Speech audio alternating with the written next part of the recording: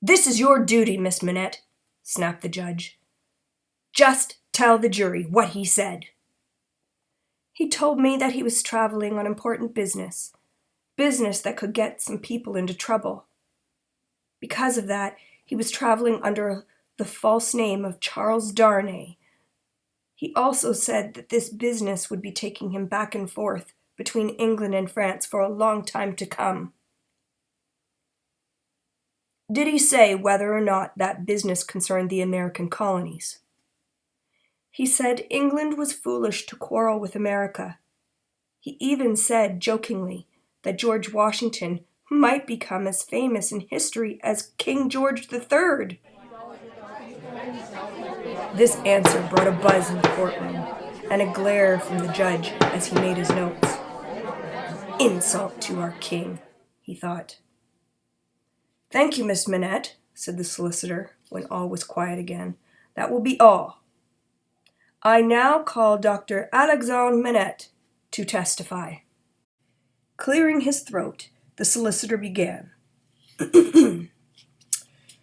"Do you remember the prisoner as the same man you met on the boat 5 years ago?" "I cannot recall, sir. I do not remember anything about that period," said the doctor. "Dr. Manette, did you spend a long time in prison in France without a trial?" "A long time, sir, and because of it my mind is a blank. Or it was, until I found myself one day in my London home with my dear daughter caring for me." "Thank you, Dr. Manette. I have no more questions," said the solicitor. The doctor left the witness box and went to rejoin his daughter. As they sat down, a new witness was called. Under questioning, the man testified that on that Friday night in 1775, he had seen the prisoner waiting for someone in a hotel in a town near where the two passengers had left the mail coach. The solicitor tried to convince the jury that Darnay had left the coach in the dead of night and walked to the hotel to exchange secret military information. Then Charles Darnay's attorney, Mr. Stryver, began to cross-examine the witness. Just then Mr. Stryver's associate, Mr. Carton, who had not taken any part in the proceedings up to that point, lowered his head from its fixed stare at the ceiling, removed his attorney's wig, and wrote something on a piece of paper. Although Carton himself had a brilliant mind, his laziness and constant drinking prevented him from becoming a success on his own. Therefore, he had to be content with working for Mr. Stryver, whose successful law practice made Carton extremely jealous. Carton folded the note and passed it to Stryver, who, upon reading it, immediately turned back to the witness he was questioning. "Are you absolutely certain that the man in the hotel was the prisoner Charles Darnay?" "I am quite sure." "Did you ever see anyone who looks very much like the prisoner?" "Not so much alike that I could mistake the two." "Look, then, at that man over there," ordered Stryver, pointing to Sidney Carton. "Then look back at the prisoner." The two men looked so much alike that they surprised not only each other, but the judge, the witness, and the entire courtroom as well. Mr. Stryver then summed up his case for the defense. He maintained that John Barsad was a liar, Roger Cly a hired spy and traitor, and that the final witness could not really identify the prisoner as the man he had seen at the hotel. The jury then left the room to decide the prisoner's fate. Afternoon stretched into the evening. Lamps were lit in the courtroom. The spectators brought in mutton pies and ale for refreshment.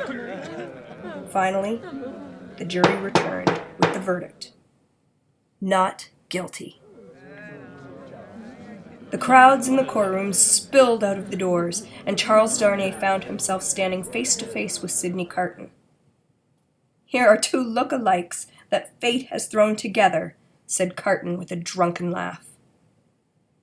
"Then is it fate that also makes me feel faint?" asked Darnay. "Hardly," replied Carton. "It is hunger. Come, let us dine together." Once the two men were seated in a nearby tavern, with food and wine restoring Darnay's strength. He thanked Carton warmly. "You don't have to thank me," said the attorney after a long gulp of wine. "It was nothing. But it must feel good to have such a beautiful young lady as Lucy Manette pity you and cry for you." Carton drank as Charles ate, and continued drinking long after dinner was finished. Finally, Charles rose to go. "If you want to know why I'm getting drunk," Carton called after him, "it's because I'm very disappointed with life. I'm a failure at everything. My work, my friends. You are everything I'm not. No blue eyes would fill with tears for me, as Lucy Manette's did for you. But no matter. I care for no man, and no man cares for me." "I'm sorry to hear that," Darnay replied to the figure now slumped over the emptied wine bottles. "You might have made better use of your brilliant talents." Later that evening, waking from a drunken sleep at the tavern, Sidney Carton went to Mr. Stryver's office to help with some legal papers, a practice the two followed daily. While Stryver was a popular and successful attorney, the truth was that his brilliance in the courtroom came about as a result of his evening's work with Carton, whose shrewd mind solved many of Stryver's cases. "You were brilliant today, Sidney," said Stryver as the two seated themselves at a table covered with piles of paper and bottles of wine. "What gave you that idea of the look-alikes?" "I just thought that Darnay was a handsome fellow, and that I might have been like him if I had some luck." "No, it's not luck, my friend. It's hard work and helping yourself. Something you never even try. You're content to help others, but you never help yourself. You were that way when we were at law school, too. Why is that?" "Who knows? Let's not talk about that." "Very well, then. Shall we talk about that pretty young witness?" "I don't think she's that pretty." "You are protesting too much, Sidney."